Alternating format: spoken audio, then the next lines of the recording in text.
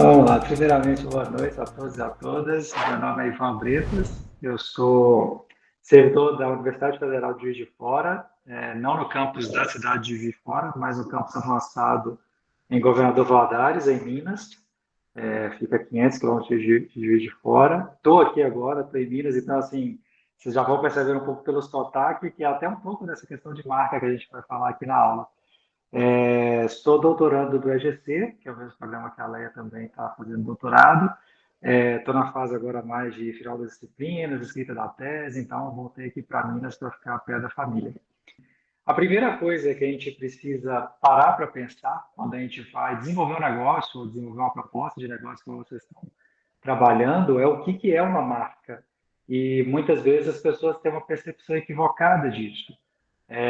Uma marca, sei lá, quando você vai no McDonald's, não é só aquele M amarelo que está ali sobre um fundo vermelho e aquilo te chama a atenção.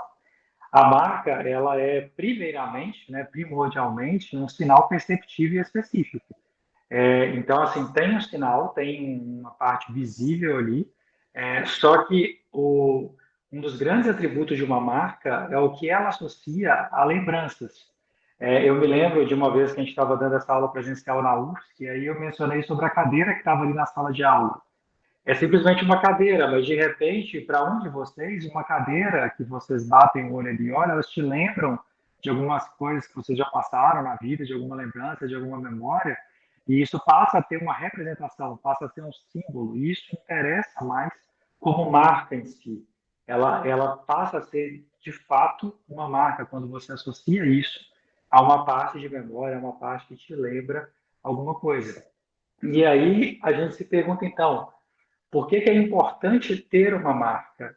Essa marca simbólica, os autores, né, que a gente estuda nessa área, Albert principalmente fala que a marca ela tem o papel de identificação, então ela identifica, ela distingue e ela representa. São três aspectos básicos que a gente precisa ter uma marca. Ela precisa te identificar, porque a gente, quando eu trabalhava com uma agência de publicidade que a gente tinha aqui na cidade, a gente falava com o cliente, olha, a sua marca, ela é a sua carteira de identidade. Quando você vai se apresentar para o cliente, quando você vai, por exemplo, numa consulta médica, você apresenta ali sua identidade, é o seu cartão de visita, né? Então você tem que ser identificado por essa marca. Distinguir, igual vocês estavam apresentando, vocês têm que ter uma diferença do seu concorrente. Então a marca ela vai te colocar como um único. E te representar é porque nem sempre o cliente vai estar vendo a sua fachada, ele vai estar vendo algum material seu. Mas à medida que ele vê qualquer traço que identifica a marca que você tem, aquilo ali reforça o seu papel enquanto marca, enquanto presença. Então, ela te representa, mesmo que não esteja fisicamente ali vendo a sua marca. Dando para vocês um exemplo, eu tive em 2018 em Gramado, e aí a primeira vez que eu entrei no apartamento que a gente alugou lá no Airbnb, eu senti um cheiro que aquilo ali me marcou. Eu ando hoje, eu sinto esse cheiro em alguns lugares e eu lembro imediatamente da minha experiência toda que eu tive lá em Gramado. E depois eu fui identificar que esse cheiro é o cheiro da loja da M. Martin, que eles parecem que vendem a essência. Então, assim, nem sempre a marca vai ser uma coisa visível, mas tem uma marca que é um cheiro, tem uma marca que ela é um som.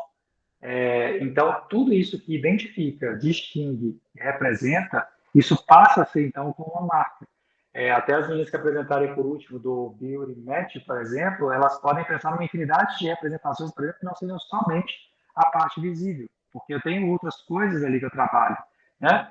Na semiótica, que é quando a gente estuda as identidades, a construção, né, das imagens, a gente tem uma parte, então, física, que é a parte percebida, igual deu o exemplo da cadeira ou da marca lá do McDonald's, e tem a parte imaginada, que é aquela parte das nossas lembranças, que é a parte que está no nosso inconsciente, que quando a gente vê algum estímulo visual, algum estímulo sonoro, algum estímulo olfativo, enfim, qualquer tipo de estímulo que associa a gente àquela lembrança, é a marca ali que está fazendo o seu trabalho. O produto que ele não é associado a uma marca, ele não é associado a uma lembrança, ele passa a ser uma commodity. Ele é um produto comum, ele não é lembrado. Então, aí a gente começa a falar, então, do porquê que é importante também a gente cuidar de uma marca. E aí até coloquei uma parte na apresentação da marca da Dove, porque a primeira marca, pelo menos, que vem à minha cabeça quando eu penso em cuidado, né, que tem a campanha toda, que tem o desenvolvimento de uma marca que se associa um pouco ao cuidado, né, com a pele, enfim. A marca, ela é o somatório de tudo que é percebido. Antigamente, a gente tinha aquela massa que a gente falava, ah, quem não é visto não é lembrado.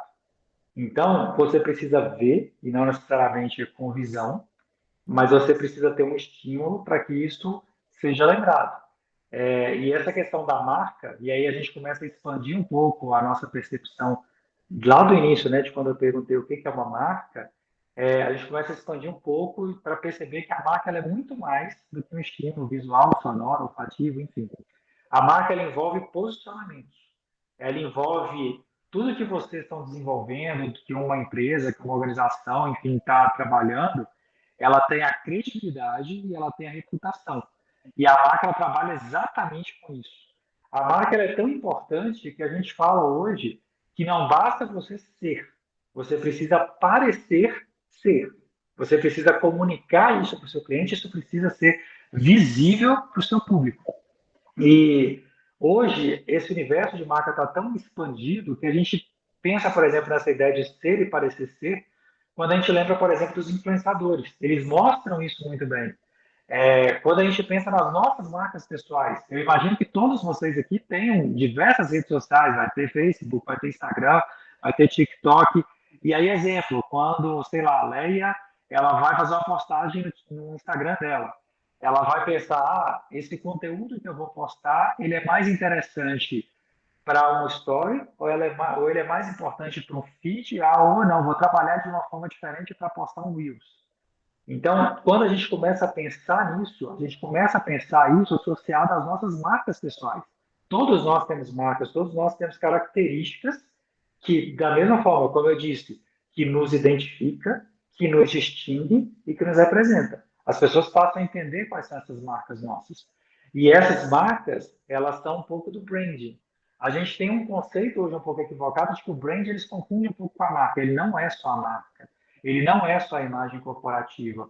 Ele gerencia a reputação e a percepção dessa marca perante todos os seus públicos. E isso é uma coisa que acontece de maneira constante, consistente e estratégica. A gente está trabalhando com isso o tempo todo. Então, os nossos posicionamentos de redes sociais, como é que a gente se comporta na sala de aula, enfim, o tempo todo a gente está trabalhando o nosso brand e a gente está trabalhando a nossa marca. Quando a gente vai, então, pensar o que pode ser uma marca, é tudo. Eu tenho um celular, por exemplo, da Samsung ou da Apple, a forma como eles dispõem aquelas câmeras ali na parte de trás do celular, e é uma coisa curiosa que se vocês entrarem hoje, por exemplo, numa loja virtual ou até mesmo numa loja física, os celulares hoje eles são dispostos na vitrine ou na página quando a gente está rolando, mostrando sempre a parte de trás, porque a parte da frente não interessa mais, porque todas são pretas, todas basicamente é um tablete preto. Então, a forma que a Apple, por exemplo, a Samsung coloca aquelas câmeras ali atrás, em que aquele recorte ali da Samsung identifica ela. É uma coisa que passa a ser um pouco a marca da própria Samsung.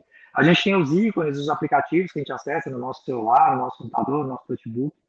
Se a gente for pensar, a própria Ponte Hercílio Luz, ela é uma marca, ela é o cartão postal de Florianópolis, e quando a gente bate o olho, a gente se lembra, ou quando eu vejo uma ponte assim, ou eu vou lembrar de Florianópolis, ou vou lembrar, por exemplo, de São Francisco, enfim, é uma marca que a gente lembra. O Elvis Presley, ou qualquer cantor, qualquer pessoa famosa que a gente tem hoje, eles também são marcas, eles também se posicionam o tempo todo, e as coisas que eles fazem, isso interfere na reputação, na credibilidade que eles têm. Uma raça de cachorro, quando eu falo Border Collie, por exemplo, é uma marca. Eu tenho fatores associados a ela que me trazem uma série de lembranças, que me trazem uma série de vontades, desejos, por exemplo.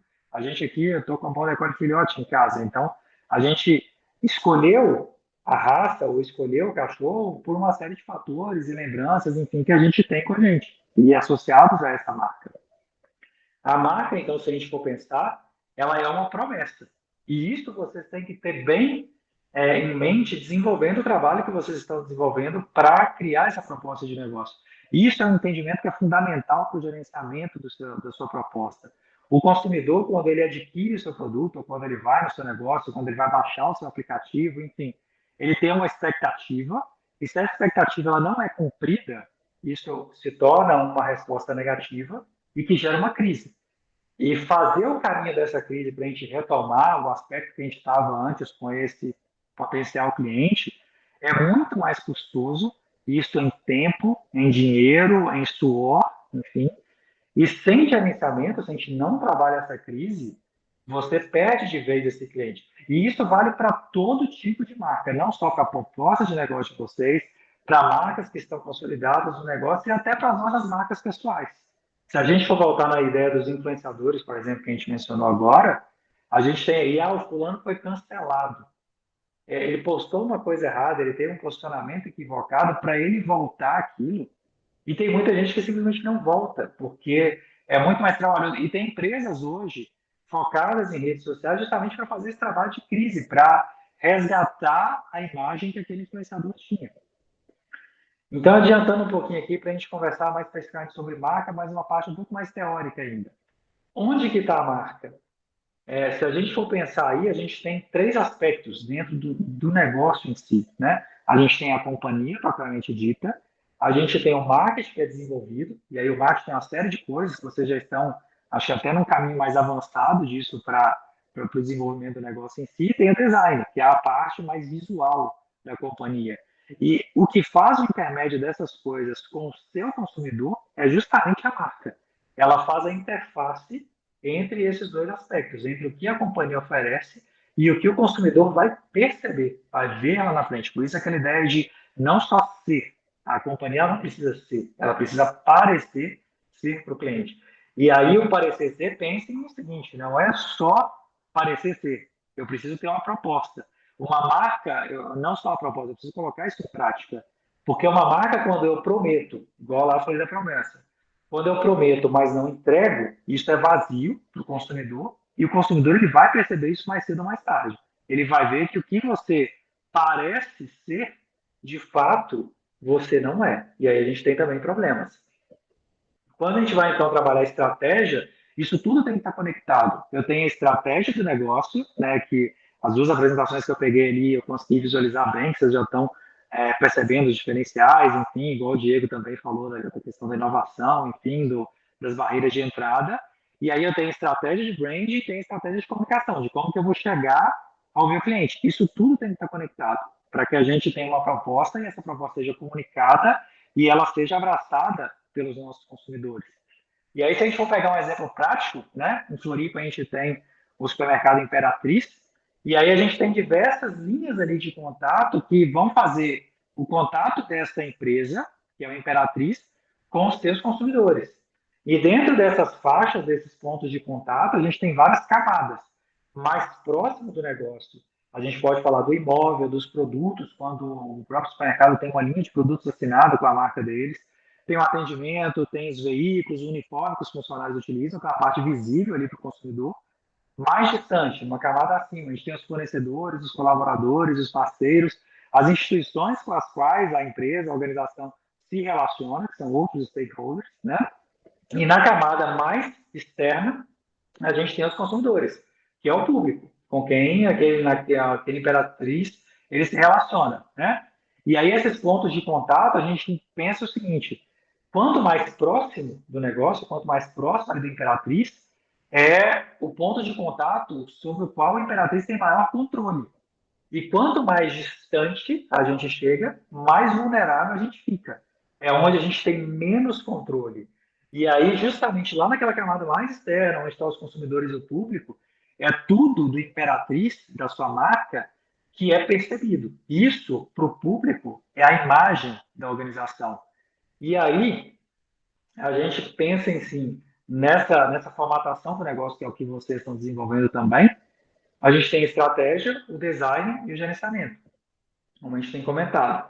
Nessas etapas, enfim, passar mais rapidamente essa parte teórica, na estratégia, a gente vai trabalhar em diagnóstico e planejamento, que vocês já estão, acho que, um pouco mais à frente nisso, mas dentro disso a gente tem uma série de fatores que a gente precisa observar. Dentro do diagnóstico, né, para a gente construir uma marca, eu preciso compreender a marca, compreender o ambiente, a teoria de concorrência, a busca ali de benchmark, quem são, igual mostraram nas últimas apresentações, quem são as outras empresas que estão as referências desse mercado, né, que serão os benchmarks da nossa construção de proposta. Na etapa em si de planejamento, a plataforma da marca, qual é a plataforma que a gente vai utilizar, qual vai ser o posicionamento, a personalidade do nosso negócio, porque isso também é envolvido, quais são os pilares que a gente vai construir. E dentro disso entra mais uma série de fatores. Aqui eu marquei só alguns de amarelo para a gente passar rapidinho. Dentro de compreensão da marca, quais são os nossos diferenciais, quais são os públicos, que é uma informação fundamental que vocês já têm levantado. Dentro também de compreensão do ambiente, né? Nos fatores econômicos, qual é a expectativa econômica, por exemplo, do nosso cliente para a nossa proposta. Quando a gente vai avaliar a concorrência, quem são os nossos concorrentes, quais são os seus pontos fortes e as suas desvantagens, igual o Diego já sugeriu para vocês um formato para essa análise também. E a análise, né, dos benchmarks das empresas que são referências, quais são as características, né? E quando a gente vai fazer uma análise macro desse ambiente, quais são os padrões que a gente percebe nesse ambiente com o qual a gente vai trabalhar. E aí, trabalhando justamente já na fase de planejamento, né, da marca, da proposta de vocês. No planejamento da marca, vocês vão fazer ali missão, visão, os valores da proposta, vocês vão trabalhar com escopos públicos, atributos, benefícios. Quando a gente fala de personalidade, é curioso a gente pensar que na personalidade a gente vai trabalhar o tom de voz. Não é que a nossa empresa necessariamente fala, mas o tom de voz, o estilo de comunicação, a forma de comunicação, isso é uma coisa que está diretamente conectada à nossa proposta, ao nosso consumidor. E os pilares, quais são os planos básicos, quais são os planos diferenciais do nosso negócio. Na parte de design, mais especificamente, na identidade em si, aí vocês vão trabalhar a parte ali que geralmente é mais visual, né? A gente tem o nome, tem a marca, que é o logo, a cor, a tipografia, os produtos, grafismos, mas também a gente tem o som, tem aroma, tem sabor, tem texturas, que eu acho que talvez se vocês, igual ali o grupo da maquiagem, talvez possa pensar um pouco nisso também. E dentro disso, de cada um desses elementos, a gente tem uma série de outros fatores, por exemplo, a estratégia, o brainstorm que vai desenvolver cada um desses fatores, os insights criativos que vão ser levantados, as listas preliminares de ideias, a primeira triagem, a lista final, a definição, a escolha, o registro, enfim, isso tudo são etapas que vocês já estão passando, mas que a gente precisa passar e precisa bem consolidado isso, tanto no desenvolvimento quanto na nossa proposta, no que a gente vai desenvolver desse produto, para que a gente consiga desenvolver algo que seja realmente marcante, e aí o trocadilho é justamente proposital para que seja uma marca para o nosso cliente. Feito isso, a etapa da comunicação é justamente a definição de que forma de comunicação que a gente vai estabelecer para chegar de acordo com a essência e a personalidade dessa marca nossa, para chegar e corresponder aos anseios do nosso público. Feito isso, é fundamental também que a gente tenha gerenciamento. Eu preciso analisar o tempo todo, de maneira permanente, para identificar os problemas que a marca e a proposta e o negócio em si possam enfrentar, para poder aplicar soluções e para avaliar os resultados. Isso é um aspecto contínuo. Eu tenho feedback, eu volto, reformato e volto para o meu público. Isso é o tempo todo, porque é um processo cíclico.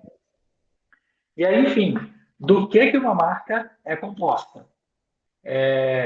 Basicamente, na parte visual, é um nome e um símbolo, que é o mais tradicional. Por trás disso, eu tenho inúmeros valores, eu tenho atitudes, eu tenho procedimentos, eu tenho sentimentos, eu tenho ideias, eu tenho outros aspectos que são considerados identitários para essa organização. E aí, por exemplo, da proposta de vocês, vamos pensar, não sei se já tem uma proposta de físico, mas vamos pensar, por exemplo, numa clínica médica. O tempo que eu estou sentado numa recepção esperando para ser atendido, eu estou reparando o tempo todo como é que as funcionárias atendem os clientes, como é que elas atendem o telefone, se eu mando um e-mail, se eu entro em contato pelo WhatsApp, como que essa empresa se relaciona comigo, qual é o tom de voz, e aí o tom de voz, por exemplo, o estilo que a mensagem é formatada no WhatsApp, mesmo que seja um robô.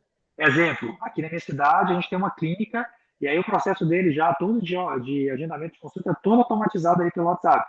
Mas a conversa toda é formatada para parecer assim, a gente que trabalha com comunicação, a gente percebe, mas, por exemplo, minha mãe não vai entender que aquilo ali é um robô, porque parece que literalmente é uma pessoa falando. Ela fala, ok, aguarde um pouco, vou verificar a agenda. Então, essas coisas, elas são a personalidade, elas são a forma como a marca se posiciona perante os seus públicos.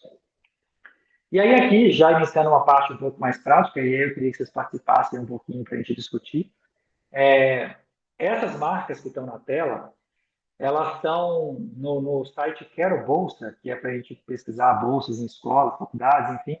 São as marcas das escolas mais baratas, mais acessíveis que a gente tem no Brasil. E aí eu queria que vocês percebessem traços, características dessas marcas, para a gente pensar um pouco no posicionamento de estilos de marcas diferentes.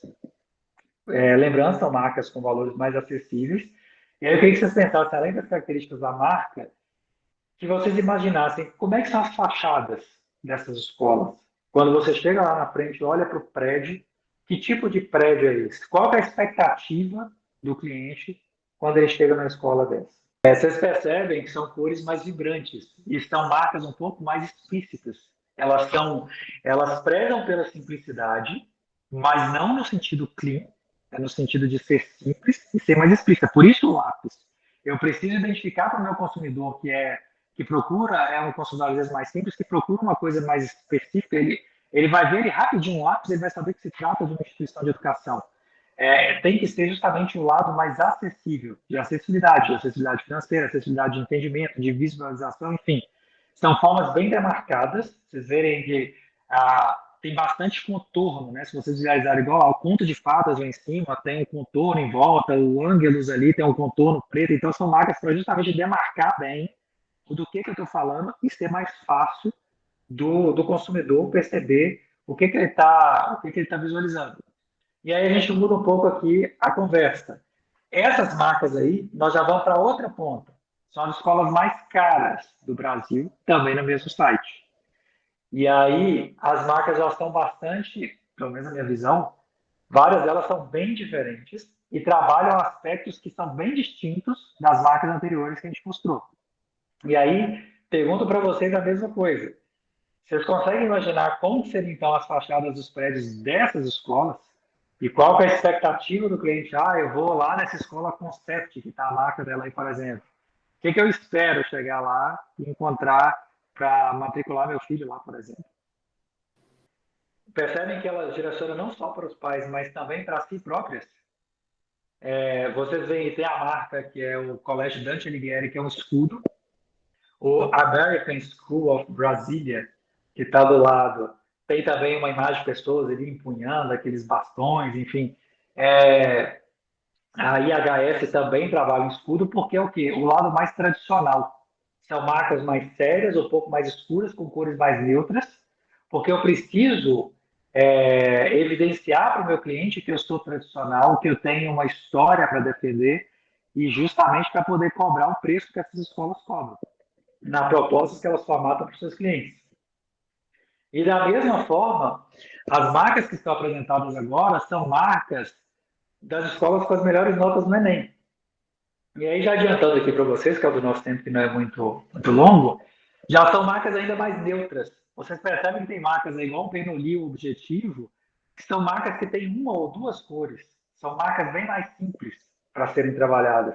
E aí, um fator principal, essas marcas de colégio também têm prédios, para a gente imaginar aí como que seriam. Eu acho que seria talvez o meio termo entre as duas propostas que a gente apresentou antes, se a gente for pensar dessa forma.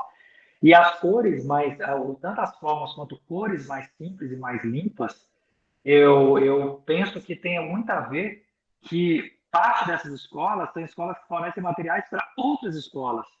Então, por exemplo, o Bernoulli tem várias escolas aqui na minha cidade, aqui em Minas, que eles fornecem materiais para que as escolas trabalhem. São escolas do nível das anteriores, aí, das mais caras.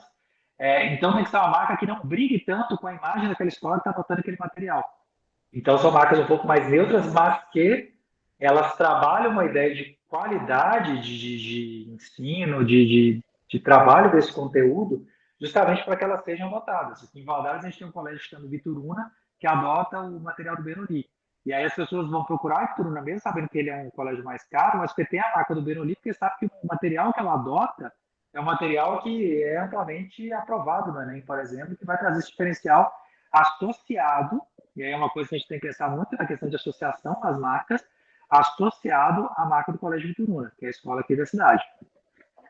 E aí, nessa questão de associação, na questão de função da marca, a gente pensa o tempo todo que a marca, e aí eu percebi que vocês também já entenderam isso e têm colocado na apresentação de vocês, a marca ela agrega valor. E isso é cada vez mais importante e cada vez mais complexo na sociedade que a gente está hoje. Por quê? A marca ela tem tomado uma dimensão cada vez maior. Antigamente, a gente desenvolvia uma marca, eu tenho que trabalhar só a parte visual, material, papelaria, que eu vou colocar na rua. Hoje não, eu tenho posicionamento nas redes sociais, tem, dependendo do tipo de empresa, de organização, ela é cobrada para que ela tenha posicionamento sobre determinados temas, por exemplo. Se eu tenho uma empresa que tem um mínimo de pezinho ali, por exemplo, em sustentabilidade, e acontece que, sei lá, vamos pegar aqui em Minas, por exemplo, aqui a minha cidade foi uma das que passou a lama, por exemplo, quando veio Mariana em 2015. E aí eu tenho uma marca, por exemplo, que tem um pezinho de sustentabilidade. Qual é o posicionamento dessa marca sobre isso? Como é que ela se posiciona? Ela vai falar que foi crime? Ela vai falar que não foi? Então, assim, ela precisa ter um posicionamento, ela precisa aparecer. E isso é o que eu digo que cada vez mais é complexo. A gente desenvolver, a gente gerenciar e cuidar de uma marca hoje. A gente tem que pensar o tempo todo que a marca, ela tem e ela conta uma história. E aí a gente pensa nessa questão de agregar valor.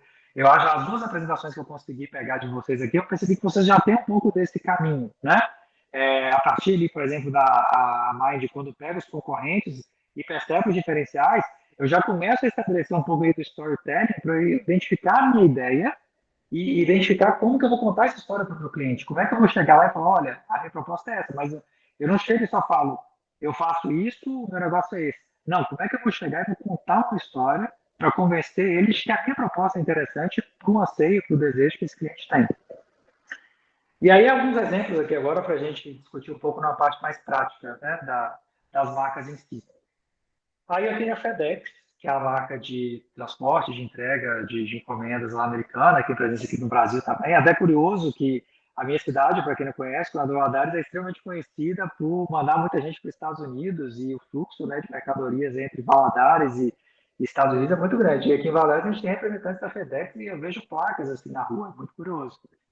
E aí, uma das coisas que mais chama atenção quando a gente bate o olho na marca da FedEx é o EX, em laranja. O laranja e o vermelho são as primeiras cores que a gente percebe. O nosso olho ele vai direto nessas cores. Primeiro, tanto é que aqui no Meet, o primeiro botão que eu preciso tomar cuidado para não desligar a chamada é o vermelho e desligar. Então, eu tenho que prestar bastante atenção nele. O laranja, então, ele chama bastante atenção ali na marca do FedEx. E o laranja é uma cor que se vincula diretamente à ideia de agilidade, de eficácia, ao mesmo tempo que do outro lado, no FED, tem um azul escuro que trabalha o foco, a certeza, o compromisso. Que numa empresa de entrega de encomendas é extremamente importante. Eu preciso passar confiança para o meu cliente, eu preciso que ele tenha certeza de que eu vou comprar na Amazon e vai entregar aqui amanhã. O cliente, ele muitas vezes ele pode não perceber todos esses valores, mas é uma coisa que está presente na marca. João, você queria falar? Levantou a mão? Sim, só À um vontade. complemento. Talvez na pronúncia da marca também seja, ela seja uma pronúncia mais rápida, que remeta também ao princípio da empresa, né, de fazer uma entrega mais ágil possível.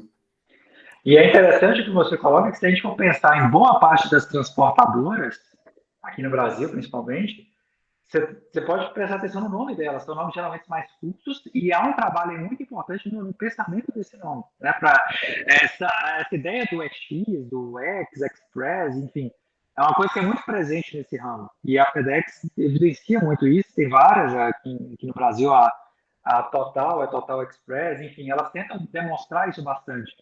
E tem um easter egg ainda na marca da FedEx que muitas pessoas não percebem. Se vocês observarem dentro do EX, eu tenho uma seta apontando ali para o lado. E aí, quando eu digo que o cliente, às vezes, ele não vai perceber todos esses valores, ele percebe o X, de Express, enfim.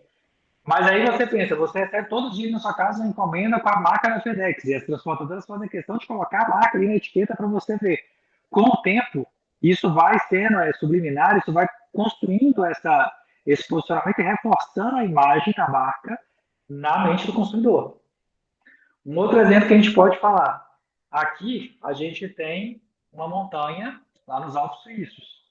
E aí, algum de vocês consegue já relacionar isso diretamente a uma marca? Eu já dei praticamente spoiler aqui direto. Aquele chocolate, né? Exatamente. A Gabi lembrou aí o Toblerone, que é uma marca diretamente vinculada ao chocolate suíço, né? E é uma marca de chocolate, pelo menos aqui no Brasil, não é tão acessível, mas chama a atenção e se posiciona justamente por isso. Um dos fatores, para quem já viu caixa do Toblerone no supermercado, a caixa deles é dourada. Então, assim, é uma caixa que quando você vê no supermercado, você tem, sei lá, o Milka, que chama atenção porque é roxo, você tem aqueles vários chocolates que são vermelhos, as cores tradicionais de alimentação, e você tem uma caixa dourada, que agrega muito mais valor, é uma barra de ouro que eu estou levando para casa, que é um chocolate suíço. E o chocolate suíço em si já é uma marca, né? E da mesma forma como o FedEx tem o easter egg no meio também, que até eu não percebia quando eu comecei a montar essa aula, além de ter os Alpes suíços na marca, no meio dos Alpes ali tem uma ideia de um urso, que é um animal que é símbolo também da região. Ele está ali subindo a montanha, muita gente não percebe. E aí é curioso, até trazendo uma atualização sobre a Toblerone, uma notícia recente que saiu agora na mídia, após mudança de fábrica, a Toblerone não poderá mais chamar o seu chocolate de suíço e terá de mudar o seu logo icônico. A Toblerone, ela ela está criando uma outra fábrica fora da Suíça por causa de benefícios fiscais, né? Então, com isso, ela vai ser impedida de utilizar tanto a marca e de associar o seu nome ao chocolate suíço. Aí, no texto dessa notícia, o que acontece? A Suíça ela exige que as marcas, para uma lei de rotulagem que entrou em vigor em 2017, ela exige que para vincular a ideia de chocolate suíço e de questões suíças, tem que ser exclusivamente sediadas na Suíça, o que a Toblerone está deixando de ser agora. Então, para ela falar que é um chocolate feito na Suíça, ela tem que ser exclusivamente fabricado lá no território suíço, o que não é mais. E aí, justamente no último parágrafo, fala com as mudanças, em vez do icônico, né, do icônico monte da montanha ali que ela usa, ela vai passar a usar uma montanha mais genérica. E aí a gente pensa, o quanto que eles perdem com isso, porque é uma marca já consolidada para os seus clientes. E aí, por mais que vai ter um trabalho, claro, de construção de marca, mas é uma crise, é uma situação com a qual a empresa e a marca vai precisar lidar. E aí, quando eu falei sobre associação de marca, é curioso que a gente pensa, parte do que é construído da marca da Toblerone, ela é associada justamente a essa ideia do suíço. Eu tenho os Alpes suíços na marca, eu tenho a ideia de falar que um chocolate suíço, que isso traz, como eu disse, das memórias, das lembranças das marcas, isso está associado, é uma associação de marca que a Toblerone faz e que agora ela vai ter que contornar aí pela mudança da fábrica. Mais um slide aqui mostrando a da Toyota. A Toyota, para quem não sabe, no início, lá em 1800 e bolinha, era uma empresa que era conhecida, o foco do mercado dela era em máquinas de TA, máquinas de agulha e pano, enfim, para fazer tecido.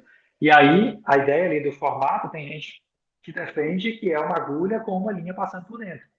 Ao mesmo tempo que dentro desse símbolo eu consigo pegar todas as letras da marca Toyota. Eu pego ali o T, eu tenho o O, o Y, o O, eu tenho o A. Então, da mesma forma lá que a gente falou da FedEx, não necessariamente as pessoas vão perceber isso, mas é uma coisa que está presente na marca. Um exemplo clássico aí para todo mundo conhece, isso aqui é uma carteira que eu vivia pesquisando sobre ela, porque eu queria uma carteira minimalista e é uma marca que chama Josie, que tem um posicionamento bem Apple, assim, sabe? O site deles é bem inspirado na Apple. Mas o que me chama a atenção quando eu vejo essa carteira, e aí justamente a questão de associação das marcas, é o cartão roxo. Porque a gente lembra do Nubank, e o cartão roxo é uma coisa que de longe você percebe. Eu me lembro que ano passado eu estava andando na UFES que eu via direto o estudante pegando a carteira, ele tira ali do cartão, você vê de longe o cartão roxo, você sabe do que se trata. Não tem nada parecido. E a marca do Nubank, ela se constrói em cima disso. Boa parte do diferencial dela é essa questão do posicionamento da marca e o posicionamento da cor.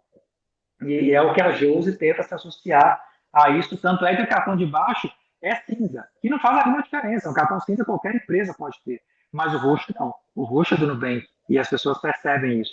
E é curioso o posicionamento da marca do Nubank, que é uma marca que mudou recentemente, né? Era uma marca construída basicamente ali com contornos, e passou a ter o nu mais forte agora, que é uma marca um pouco mais de corpo na fonte, e é uma mudança também de perfil. O Nubank revelou os resultados financeiros há coisa de uma semana atrás, e é uma marca que hoje ela responde por 48% da população bancária brasileira. E é uma marca que começou lá com os jovens, e hoje você pensar, meu sogro usa Nubank, E ele se refere, quando ele vem conversar comigo, ele fala: ah, Ivan, olha aqui para mim, olha para tirar a fatura do roxinho.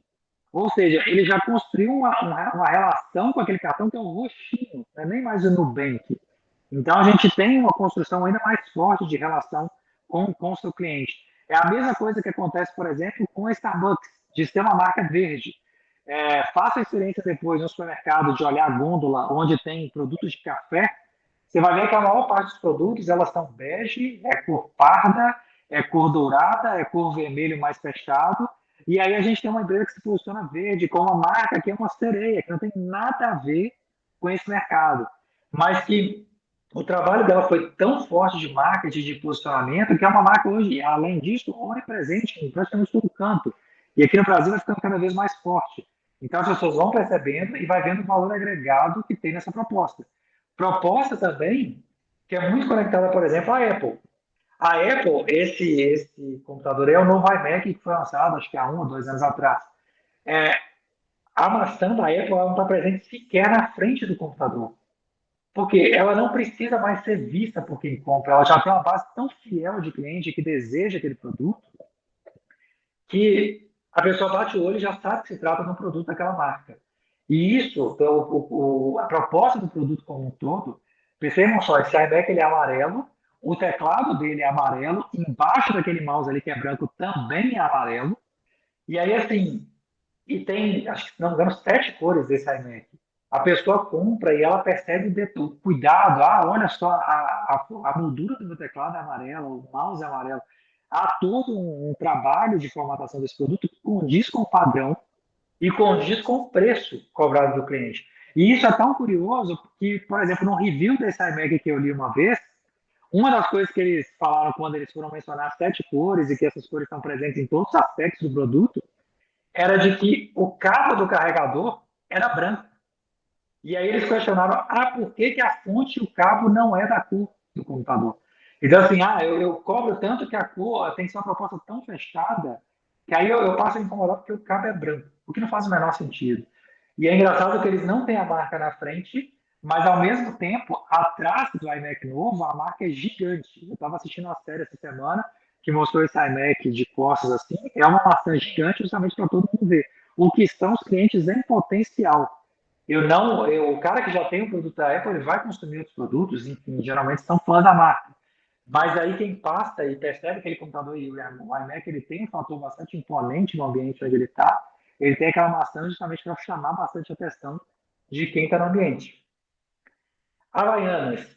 Qual que era o atributo mais importante da Havaianas antigamente? Não sei se vocês se lembram da época de vocês, a gente vai ficando mais velho, mas a Havaianas antigamente ela era só azul, claro e branco. E a gente pensava em Havaianas, aquelas pessoas que estavam na lavoura lá, que estavam colhendo, era um chinelo que era conhecido por sua durabilidade. E hoje, qual que é o aspecto mais fundamental da Havaianas? É personalização. Aqui na cidade eu tenho até uma loja da Havaianas. Você vai lá, você tem 500 modelos. É tão profundo que você tem tênis da Havaianas, você tem bolsa da Havaianas. É uma coisa que ficou meio tipo o que a Melissa hoje está fazendo. As lojas da Melissa se chamam Clube Melissa, porque eu crio uma base de clientes ali. E aí pensa só a ruptura e o tempo, a ruptura na proposta da Havaianas e o tempo que eles levaram décadas para perceber que o mercado mais forte deles estava na personalização e não na durabilidade. Claro que isso também vai de uma mudança do próprio mercado, né? A individualidade que a gente tem hoje, a questão de cada um ter o seu espaço, de ter a sua rede social, a sua própria marca, como a gente disse, é um mercado que abre espaço para que essa personalização e esses produtos reflitam uma marca que eu quero passar. E isso é uma coisa que foi percebido pela Melissa, igual eu disse, foi percebido pela Ipanema, pela Grendene, enfim, todas estão seguindo para esse nicho porque é o que o mercado exige hoje, é o que os clientes estão pensando. E aqui, falando sobre ser proprietário de uma marca, não é a Samsung aqui em si, embora esse pé dessa televisão eu ache ele bastante icônico, né, porque eles lançaram, mas eu não sei se dá para vocês escutarem aí, mas não sei se deu para ouvir o Tudum, mas quando a gente ouve o Tudum, eu não preciso nem mostrar a marca. Eu sei do que se trata, e eu sei que se eu ver esse N, eu sei do que se trata. É uma marca que ela tem um posicionamento muito forte e uma conexão muito grande com a sua base de clientes. E aí, quando a gente lembra lá da marca, lá no início da apresentação, quando a gente falou que a marca ela identifica, ela distingue e ela representa, e aí quando a gente fala de imagem, ela identifica com o seu público, ela cria essa conexão, a marca da Netflix é muito forte com isso. E aí, pegando de notícias mais recentes, a concorrência nunca foi tão alta, a gente nunca teve tantos streams, a gente tem Disney+, Google Play, Amazon Prime, Apple TV+, enfim, tem um monte. E ainda tem uma questão de mercado. A Netflix anunciou semana passada que vai passar a cobrar R$12,90 por cada compartilhamento de senha. E isso criou uma crise gigante, uma campanha de cancelamento em massa. E isso vai quebrando um pouco da conexão que essa marca tem com seus clientes. Não sei se você chegaram a ver, mas a chuva de memes que teve sobre isso nas redes sociais, da questão de compartilhamento de senhas, é engraçado que eu ia falar sonhos. E aí, exatamente, eu estou quebrando os sonhos, eu estou destruindo os sonhos da Netflix, que era o quê? Lá atrás, quando a gente assinava a Netflix, era um serviço barato. Eu tinha acesso a milhões de filmes por um preço barato. E é o que hoje vai sendo mudado pelo posicionamento de mercado da marca. A marca, gente, para vocês desenvolverem o negócio, o projeto de vocês precisam ser consistentes. A Apple, por exemplo, que a gente estava trabalhando aqui nos slides anteriores, eles, na época da pandemia, eles tinham uma máscara de Covid. A Apple fabricava, desenvolveu uma máscara para os seus clientes. Para os seus clientes, não, desculpa, para os seus funcionários. E essa máscara, ela vinha numa caixinha toda branquinha, bem no estilo de caixa de iPhone, assim. Ela tinha um manualzinho de como que você colocava, bem no estilo da Apple e tal. Isso é você colocar a sua marca e o seu posicionamento, o seu tom de voz, igual a gente falou, em todos os espaços, em todas as etapas do seu posicionamento, da sua posição no mercado. E isso vai sendo feito no gerenciamento e na retroalimentação que a gente faz o tempo todo dessa marca, como a gente disse. A gente tem os feedbacks, a gente percebe o desempenho dessa marca no mercado e a gente tem o tempo todo que reforçar esses aspectos chaves, evitar os erros e ser rápido quando a gente precisa fazer umas correções de rota. Na hashtag que a gente tem na tela, por exemplo, eu tenho uma luz queimada. Quando essa luz queima, a gente tem que correr ele rapidinho trocar, porque o cliente, o nosso público, ele percebe. Ele percebe e ele vai cobrar. Se está faltando alguma coisa ali, isso é percebido pelo nosso público. E aí, quando a gente vai trabalhar agora já falando diretamente do desenvolvimento da marca em si, pensem na figura do dono. O dono são vocês, né, que estão desenvolvendo a proposta do mercado. Quando eu tinha uma agência de publicidade, era bem curioso quando a gente ia conversar com esse dono e ele olhava para a gente com esse olhar, assim. Ele olhava e falava: Ivan, eu sei que você está desenvolvendo na cor vermelha, mas eu quero azul. E o azul não tem nada a ver com a proposta de mercado dele. Então, assim, pensem não no que vocês querem. É claro que quando a gente desenvolve um negócio, a gente tem uma série de visões que muitas vezes se conectam. Sei lá, a Build Match, por exemplo, que foi apresentada, é claro que pode ser os membros do grupo gostam desse universo de maquiagem, então a gente tem uma percepção, mas a gente tem que cuidar muito dos nossos vieses, para que isso não influencie na nossa percepção da marca. A Leia falou muito bem disso quando ela foi falar da Mind, que ela já foi ali, eu vou tirar os meus vieses e tal. Então, assim, a gente tem que suspender um pouco isso para que a gente trabalhe. A gente tem que evitar o que eu quero e procurar mais o que os meus clientes esperam, o que os meus clientes desejam. E aí, quando a gente vai falar sobre isso, a gente vai criar uma marca que ela tem que ser familiar para o nosso público. Mas a gente não pode criar uma marca que ela é apenas familiar. A gente tem que criar um balanço para que ela seja familiar e que ela seja surpreendente. E tem que ser uma coisa muito balanceada. Porque, na visão desse cliente, se eu vejo uma marca que ela é predominantemente familiar, eu até coloquei o amarelo aí, porque é uma cor mais quente, ela dá realmente um quentinho no coração quando a gente vê essa marca, quando a gente tem contato com o posicionamento, com essa empresa, com a organização. Mas se ela não nos surpreende, ela é só mais uma no mercado. E isso abre margem para que eu procure outras marcas no mercado que talvez me chamem mais atenção do que essa marca que é somente familiar. Ao mesmo tempo, se eu tenho uma marca só surpreendente, ela desconecta um pouco o pezinho ali do chão. Ela sai um pouco daquele nicho, ela não tem conexão com a realidade e ela perde um pouco a conexão com esse público, com os meus anseios, com as minhas vontades, com o que eu espero desse produto, desse serviço que eu quero acessar. Então, é fundamental a gente tentar equilibrar isso quando a gente está desenvolvendo a proposta da marca. Quando vocês vão desenvolver, então, o nome dessa marca, e aí eu chamo a atenção, as duas marcas que eu peguei a apresentação era Mind e Beauty Match, dois nomes em inglês. E aí a gente tem que pensar, o público com o qual a gente vai lidar vai saber falar o nome dessa marca? Ou ele vai ver Mind, pode ser uma pessoa que talvez não tenha tanta conexão com o inglês e vai falar que é Mind, o nome do aplicativo. Ou a Beauty Match. A Beauty Match eu penso, por exemplo, que talvez o funcionamental vai ser para clientes mais de alta renda, alguma coisa assim, então tem mais facilidade com o inglês, por exemplo. Então, isso tem que ser avaliado de acordo com o seu cliente.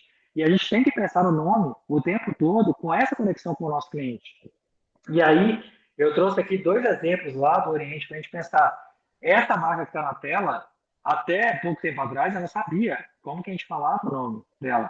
E aí, muita gente vai falar Huawei, e aí você pensa, é Huawei, e as pessoas nunca vão saber falar isso. Então, é uma coisa que para a gente aqui no mercado local é uma adaptação que não é tão simples. E mais do que o público saber falar, o público sabe escrever o seu nome, a gente tem aí a marca na tela que é da Hyundai, que muita gente também fala Hyundai. Como é que se escreve? A gente nunca lembra se primeiro vem o Y ou se primeiro vem o I, e tem as duas letras da marca. Então, por mais que o cliente às vezes já vai ver a marca escrita, mas é interessante que ele também saiba como é que se escreve. Isso reforça a conexão da marca com o cliente. Leia, eu não sei se deu para escutar o tudo. O áudio da apresentação sai aí para vocês? Coloca aí, vamos ver se sai. Tá, vamos ver se vai passar aqui.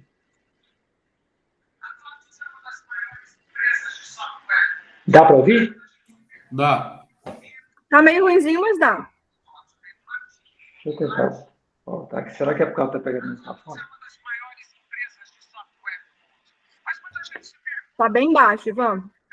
Então eu vou passar. Depois eu mando isso aqui para vocês.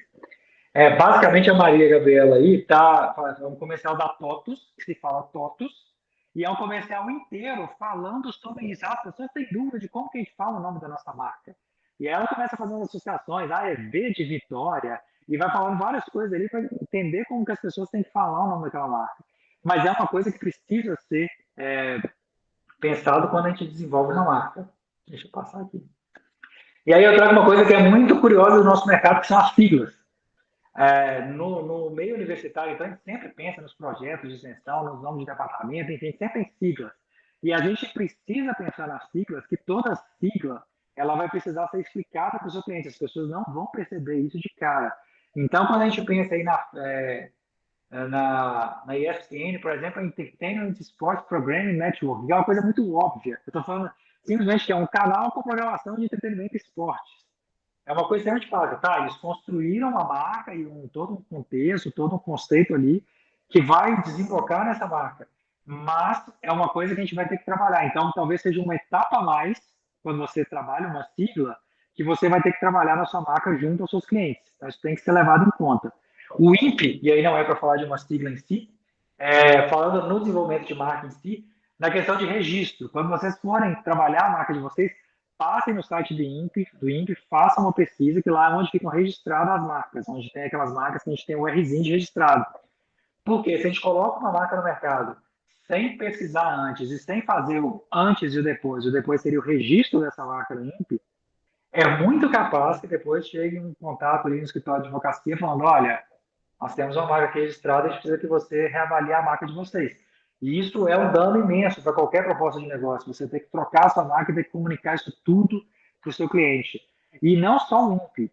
O INPE, que é uma fase de registro, pensem também, igual eu vi que os dois grupos falaram da questão de registro do site, né? Eu vou agendar minha consulta no site. Esse site precisa ser registrado. Então não adianta nada eu pensar no nome de uma marca que na hora que eu for lá, eu vou entrar lá, já vai ter beautymatch.com.br e já está registrado. Então vamos criar beautymatchmaquiagem.com.br. Olha o tamanho desse endereço, já não é mais viável para você comunicar com seus clientes. Aí você vai criar um e-mail para se comunicar com o seu cliente, vai ser mande e-mail para atendimento@beautymatchmaquiagem.com.br. Não dá, não dá. Então pensem nisso, na questão do nome, quanto mais curto, não necessariamente uma sigla, e se esse nome está disponível tanto no INPE quanto para registro de marca e redes sociais. É quase tão importante quanto as duas etapas anteriores. Eu preciso estar presente em todas elas. E, claro que, assim, todas elas que eu digo que têm conexão diretamente com o seu público. Claro que vai ter uma marca, por exemplo, que não vai para o TikTok, não é um público dela que está lá, enfim. Mas é importante pensar nisso. Para marcas físicas, é muito importante, eu coloquei lá no final o Google Maps, que é importante estar no Google Maps porque ele alimenta o Waze, eles alimentam bancos de dados, enfim.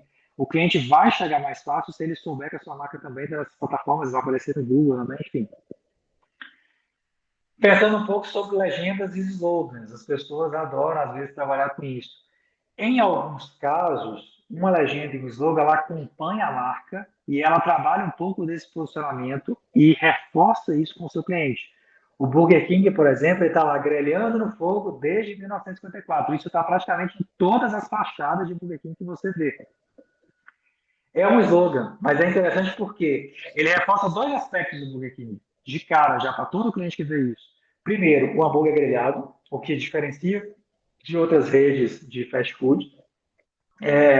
E o desde 1954 reforça um aspecto de tradição. Olha há quanto tempo eles estão no mercado e há quanto tempo eles têm ali um produto de qualidade, enfim, que eles trabalham isso junto aos seus clientes.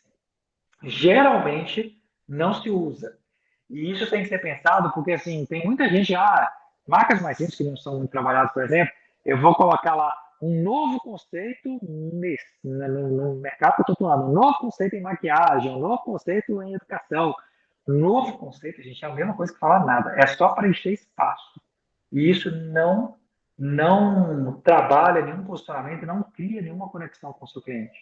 Então, pensem bem se realmente vale a pena, e se valer a pena, como que isso desenvolve conceitos, o grupo até do TDAH, né, colocou o Desbravando, enfim, como é que a gente trabalha ali aspectos que aquilo vai reforçar a nossa conexão com o nosso cliente, vai contar um pouco mais, igual ali do storytelling, da história que eu disse que essa marca tem que contar, como que essa legenda, slogan, conta isso, ou ajuda a contar essa história para o nosso público. No aspecto mais prático ainda, quando forem trabalhar cores, esqueçam essa tela do Paintbrush, do Windows, que essas cores que aparecem são horríveis, são cores extremamente básicas, é um verde-limão, um azul royal, um vermelho sangue, são cores que hoje geralmente não são utilizadas, a gente não usa essas cores muito básicas, porque elas incomodam um pouco visualmente o nosso cliente, e na maior parte dos casos em que a gente tem que desenvolver uma identidade visual, essas marcas elas não contribuem. A gente usa hoje meio tons, igual aí nessa tela já tem cores, por exemplo, o azul já não é um azul bique, o verde são tons um pouco mais diferentes. E além desses semitons, né, que a gente precisa pensar na hora que a gente vai trabalhar a nossa identidade visual e a nossa marca, o logo em si, lembrar do significado das cores, que a gente tem as cores frias, a gente tem as cores quentes, isso tudo vai se relacionando à proposta que a gente vai desenvolver. Então, a gente conhecer um pouco do significado das cores e tentar trabalhar isso para reforçar a conexão com a nossa proposta. Uma sugestão que eu deixo para vocês, esse slide eu tenho que alterar depois, porque não dá para visualizar muito bem, mas evitar o contraste 100%.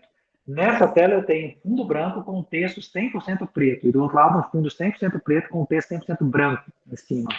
E isso, quando a gente vê, isso incomoda um pouco os olhos, ainda mais se a gente tem um texto mais longo, por exemplo, vendo no celular, enfim. Eu dou um enter aqui, isso reduz um pouquinho, mínimo, agora eu já reduzi um pouco. Principalmente no preto, o branco fica um pouco menos branco. Isso causa um pouco menos de incômodo no olhar quando a gente está lendo esses textos. E aí eu deixo umas sugestões de sites para vocês pesquisarem, combinações de cores, enfim, trabalhar um pouco a questão das cores. O color.adobe.com, ele tem essa roda de cores que é legal para a gente brincar um pouco ali, puxando, ele vai sugerindo tons que são complementares para a gente desenvolver uma proposta de marca. Depois eu deixo a explicação com a Lela e encaminho para vocês, gente. O Coolors.com é um site que, para mim, é fantástico, porque ele automatiza e auxilia nessa questão de criar combinações de cores. Tá?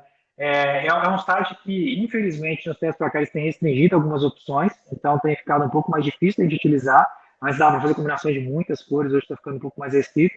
Mas é muito interessante e traz muitas ideias legais de como que a gente combina as cores para criar uma marca. Da mesma forma, o eGradients.com traz sugestões de gradientes, que é uma coisa que ficou um pouco fora de moda, mas tem voltado e tem alguns trabalhos muito interessantes hoje de gradiente, que traz um pouco um aspecto mais dinâmico, assim, quando a gente vai trabalhar as cores nas marcas em si. E aí tem muitas sugestões, dá para vocês clicarem lá em cima na cor básica que a gente quer, enfim, para chegar no gradiente que a gente quer. Quando a gente vai trabalhar fontes, gente, fonte é igual roupa. Tem de tudo quanto é estilo.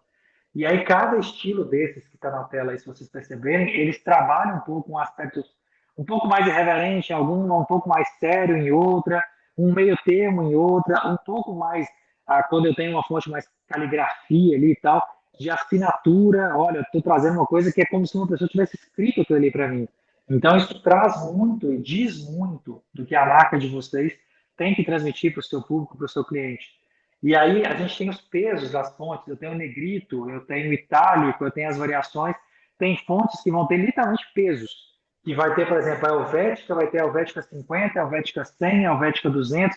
Cada degrau desse que eu ando na fonte, ela tem um peso diferente e esses pesos também dizem bastante. Eu tenho uma fonte fina, igual o primeiro A, ela é uma fonte extremamente limpa como se diz, traz um aspecto um pouco mais rebuscado, mais clean, enfim. Quando eu tenho uma fonte mais grossa, eu tenho um posicionamento ali mais forte, ela bate, ela demonstra de cara o que eu tenho que comunicar. Então, essas coisas têm que ser dosadas quando a gente vai utilizar essas fontes, seja em site, aplicativo, enfim. Esse site na tela, fonteskirill.com, é um dos que eu mais gosto para baixar fontes gratuitas. Tem lá em cima, no Hot, no Recente, no Pop, é legal que vocês têm acesso ao que está sendo mais usado. Então, vocês veem ali as tendências que estão sendo utilizadas e tem bastante ideia legal. O fontes.google.com também é um ótimo repositório de fontes gratuitas e também dá para navegar bastante ali, procurar por estilos, enfim. Ajuda bastante a gente nessa construção da tipografia da marca. E, por último, esse fontepair.com é um site que é interessante porque ele é de combinação de fontes.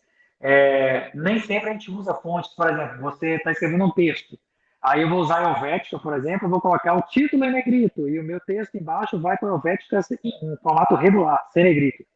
Isso não tem contraste entre as fontes. E muitas vezes esse contraste, igual tem nesses exemplos aí que tem na inicial do Fontepair, ele é interessante para chamar mais a atenção do leitor e isso também dialoga um pouco com o posicionamento da nossa marca. Na prática, onde fazer essa marca? É claro que aí estão aplicativos que às vezes as pessoas não têm tanta formalidade, mas o CorelDRAW, o Illustrator, o Affinity Designer, que é um aplicativo mais recente, é o que eu uso, inclusive, eu gosto muito dele. E é um aplicativo que é mais legal também porque é uma compra mais acessível do que pagar a assinatura, por exemplo, dos programas da Adobe. E tem um funcionamento muito parecido. O Inkscape, que é o último, é o que eu conheço que é gratuito, tem uma interface que, na minha opinião, é um pouco mais confusa, mas enfim, tudo que você faz em um, você faz em outro, por caminhos diferentes, mas dá para fazer. Canva e o Figma, que todo mundo conhece, que todo mundo usa. Automatiza horrores o processo, é extremamente acessível, adianta bastante o nosso trabalho, e não só em marcas, mas também em toda a identidade que a gente vai ter que trabalhar, nas telas de aplicativos, nas peças adicionais, enfim. Automatiza muito. E o Figma tem um aspecto social, de vocês poderem compartilhar e desenvolverem em conjunto. Só tome cuidado porque muitas vezes o Canva ele vai parecer muito mais do mesmo. Ele não cria coisas, às vezes, que são tão únicas. Isso talvez dificulte um pouco a gente a contar a nossa história, a gente desenvolver um pouco um atributo que seja único, aquela coisinha ali que distingue e identifica a nossa proposta. Rapidinho aí, edição vetorial contra edição de bitmap, na hora esses aplicativos, eles trabalham com edição vetorial. Qual que é a diferença? A edição vetorial, em vetor, eu posso esticar o máximo que eu puder, o tanto que eu quiser, que aquela imagem não perde qualidade, que é a fruta aí da esquerda. A da direita, que é a edição de bitmap, quando eu começo a esticar, ela vai ficando pixelada. Isso, a longo prazo, você vai fazer uma placa, vai fazer um material de papelaria, enfim, isso pode perder qualidade e é uma coisa que também é percebida pelo nosso cliente. Falando um pouquinho rapidinho de tendências, para a gente correr para finalizar aqui, percebam que as marcas elas têm adotado sempre a coisa de ir para um lado mais clean, de um lado mais de simplificação. A Toyota, por exemplo, ela não assina mais com o seu nome, é só a marca, porque as pessoas percebem já. A Nissan, lá em cima, era uma marca que tinha um efeito 3D, de sombra, enfim, hoje é só uma assinatura em uma cor só. E tem outras, igual a Pfizer também, com um visual mais clean. A Kia, e aí a Kia, para mim, é um redesign que é extremamente controverso, porque você vê um carro da Kia hoje com essa marca nova, você não sabe o que está escrito ali. é estranho, parece um N, não parece um I com A, enfim, então, mas tenham em mente o seguinte, sombra e efeitos de volume é uma coisa que a gente tem que tomar muito cuidado, tem voltado um pouco à moda, mas com muito cuidado para a gente não dosar a mão, porque é uma coisa que pesa, e aí a marca da Starbucks é um exemplo claro disso, né, de caminho de redesign para uma marca mais clean, e um exemplo claro aí do porquê que a gente tem que ser clean. Essa é a marca antiga da Rolling Stones, ela foi simplificada também porque ela perdeu essa sombra e o contorno. E o porquê que ela perde a sombra e o contorno? Para ficar mais limpa, porque na hora que a gente reduz a marca, você tem que pensar que a Rolling Stone não vai estar só na capa da revista, ela vai estar no site, ela vai estar no celular com a tela pequena, e ela tem que ser visível. Tanto é que lá embaixo, a última marca lá, a gente mal conseguiria ler Rolling Stones. Então dificulta essa visualização. E aí vai alguns aspectos só técnicos, rapidamente, para vocês, para quem não tem familiaridade ou nunca viu, de coisas que a gente precisa levar em conta quando a gente está desenvolvendo uma marca. Eu tenho que ter uma área de respiro, que a gente chama de arejamento, né, que é uma área em volta da marca para que nenhuma outra marca ou nenhum outro elemento da peça entre e confunda um pouco a percepção da nossa marca, que é essa questão do uso restrito também que está aí na direita. Tem as aplicações em fundo difusos. Quando a gente cria uma identidade visual, a gente gera um manual que vai prever essas aplicações erradas ou equivocadas e recomendar para todo mundo que vai aplicar essa marca nossa para que esses usos sejam evitados, porque isso vai quebrando justamente a identidade que a gente tem, a linha de conexão que a gente estabelece com o nosso público, quando a gente aplica ela errada. E aí, finalizando já essa parte da apresentação em si, sem a parte prática, falando do lançamento em si. Tenham em mente que o lançamento é o momento mais importante do ciclo de vida, se não for o mais importante, um dos mais importantes do ciclo de vida de uma marca. É a hora que vocês vão para a rua, que vocês vão comunicar tudo que foi planejado, estabelecido, aí, os seus objetivos, os valores, as histórias que vocês vão contar. Então, ali é o ponto-chave para que isso seja desenvolvido, isso tem que ser levado extremamente em conta na proposta como um todo, quando a gente está desenvolvendo uma marca. Atuando, pensem na apresentação de vocês, que vocês vão desenvolver, que é o momento chave de mostrar. É o momento chave de vocês mostrarem como que vocês iriam para o mercado, que vocês de fato vão para o mercado, se forem tocar mesmo o negócio, mas que vocês têm ali que defender a proposta de vocês com unhas e dentes para sensibilizar quem está avaliando e abraçar mesmo, de fato, a ideia do negócio que vocês estão desenvolvendo. Mas, enfim, tenham isso em mente. É a parte chave ali para a gente trabalhar na nossa marca.